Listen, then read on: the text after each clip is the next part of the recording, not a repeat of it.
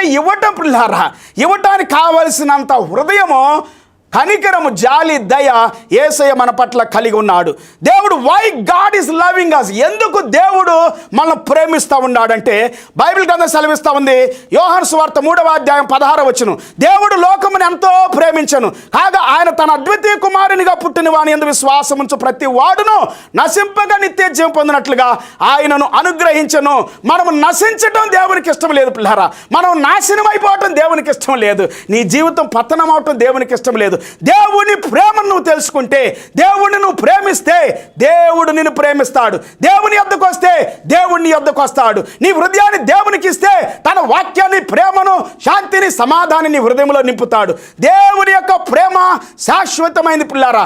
ఎంతో మంది జీవితాలు వెలిగించబడి దేవుని ప్రేమతో నింపబడి సంతోషముతో, శాంతితో, సమాధానముతో, ఆనందంగా